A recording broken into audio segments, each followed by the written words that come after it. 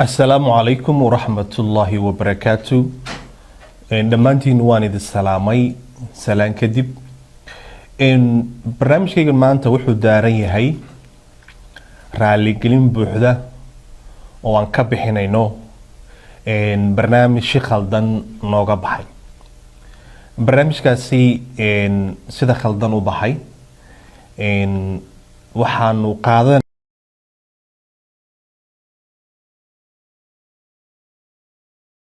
nin la yiraahdo Martin Mustafa Martin oo magaalada caanka ah aadna looga yaqaan gobolka Minnesota run ahaantii Mustafa Martin aniga mar abtigay arintii uu ku kacayna arin khalad ah laakiin oo diinta islaamka uu gafayay yani kuna dhiirinayay yani wax xumaan ah oo dhalinyaradu ay kaga daydaan qurbaha ku korta ahayd oo leeyahay يعني دينتا يعني وكدغايو wax aan jirin uu leeyahay yani khamrigu waa caadi intaas sanad khamri cabay waligeena maba 20 sano maba tukan yani marka la fiiriyo hadalku hadal aad u khaldan buu ahaa يعني dhalinyaradii ciyaalkii wadankan ku koray ayaa dhiiranaan ka qaadi lahaa laakiin arintii xogmaal media raalgelin bay ka bixiyeen wayna ka saareen xogmaal media waa media ay leeyihiin dhalinyarada Soomaaliyeed oo waxyaalo badan u qabta community-ga run ahaantii raalgelin bay ka bixiyeen isla markiiba way ka tuureen laakiin waxa rabay inaan dadka Soomaaliyeed iyo culimada aan u sheego Martin waa kuma qoyska Martin ma yihiin qoys diinta ku dhaqma reerkiisa family-giisa ciyaalkiisa ama xaaskiisa yes ha ciyaalkiisu iyo xaaskiisu waa dad ahlu diin arintana aad bay wax maadeen laakiin mid baan rabaa inaan culimada Soomaaliyeed aan ogeysiyo Martin wallahi inaan kalmad been idin sheegay kalmad been in aan idin sheegay yani waxaan u soo galay inaan culimada Soomaaliyeed ogeysiyo in hadalkiisa waxba laga soo qaado Martin waa nin xanuunsanaya daawo qaata waa wiil xanuunsanaya daawada depression waxa soo qaata marka buuq badan baa wadankan dharka waa la iska wadaystaa laakiin almuhiim waxaan rabaa inaan idinku soo koobo Martin hadalkiisii wax ka soo qaadayaan culimada Soomaaliyeed oo arkin sababtoo ah family-giisii caruurtiisu waa caruur diinta ku dhaqma gurigiisa diinta islaamka ayaa looga dhaqmaa ciyaalkiisu jaamacada ay dhigtaan xaaskiisu waa ahlu diin waa qof kitaabka ku xiran waa qof sunnada ku xiran ciyaalkiisu sidoo kale marka in yani caruurtii lagu rido niyad jab oo yani culimadii ka hadlaan oo sii wadwadaan yani waxaan u arkay mid yara khaldan inay tahay oo ciyaalkaas Soomaaliyeed ee diinta iyo dhaqanka gurigooda kaga dhaqmayana ee aabahood oo xanuunsanaya hadalkaas ka dhacay in la sii wadwado ay ku noqonayso yani damage iyagu marka waxaan rabaa inaan u sheego ummadda Soomaaliyeed meel kasta joogtaan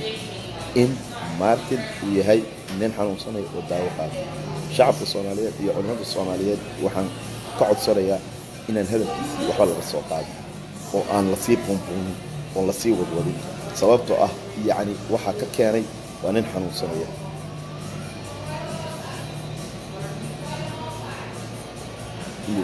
xanuunsanaya oo daawo qaata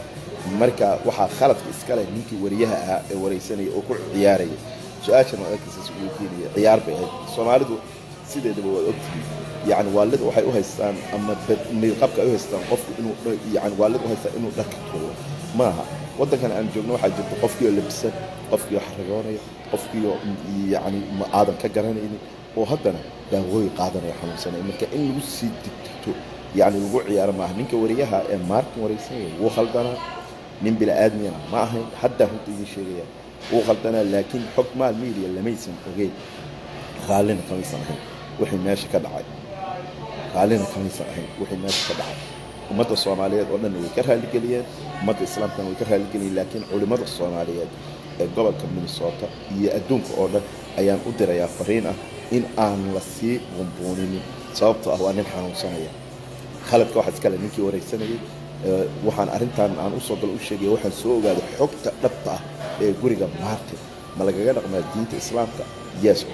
waa lagaga dhaqmaa reerkiisu waa dad ahlu diin ciyaalkiisu jaamacadaha ay dhigtaan xaaskiisu waa ahlu diin marka ayaan damage loo sii geeysan oo la sii wadwado intaas aan rabay inaan idin sheego ummadda Soomaaliyeed wiilkaas abtigay Allah caafiyo waa nin xanuunsanaya depression buu qabaa daawo qaata culimada Soomaaliyeed ha loo duceeyo beliis ha loo duceeyo laakiin ninkii wariyaha ay wareysanayeen waxaan leeyahay inaad mar way ka dhacdo laakiin mar labaad yaani ka dhacdo qof Soomaaliyeed oo walaalka ah oo xanuunsanay oo aragtid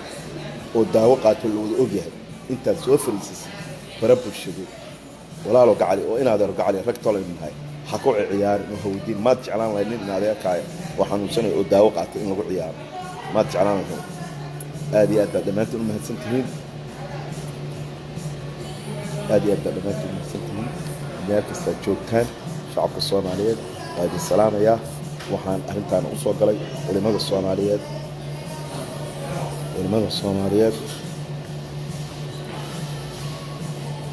فاطمة أحمد ياس والله وبالله وتالله بنقولها سجال كم مجاعي الله بنقولها تداوده لبريشك أيوة قطع قفك وطن كان أنجوم ولا لا الصغر شقين هي أيوة حنونكين وقرا مارتن وابتجي أنا حب دبنا وهي أنت لما أنت وحقيقة يعني إن دامج اللوجيس محمد ليش السوفريسي أنا عن ديار واحد السوفريسي إن دامج عروتي وقلق نيجب الوجود الله أرن أبينا قال أبينا كفار أبينا كاسم يعني عروتي سدين تكون ما حاسس سوء أهل الدين قري سدين الإسلام قال كذا أو والله أهل تعرف ماشي صوت علي ولماذا الصوماليين أنا سيود وضينا بليز and please just hello دعي إن إلهي عافية hello دعي قد ذكر لها قري وكذا يوكا يس قري وكذا مون الشقية وارون لكن قفك يسوق الشقية أي وطن كان واسك جنا قطع حالة بعض المنت كان لي إن كرن كري مركا آدي أدنى دمانتي من السلامية شعب الصومالية أهرم تاس بليز and please نكاس hello دعي يعني الله تبارك جني عروض تاس بدلني يعني دامج مسكحية لو جيسن الله أرن أبينا عروض سدين تكون دخمة قري سدين تلوجا دخمة حكت قري سقط حكت قطع قري سلوجا دخمة أيام أونوجا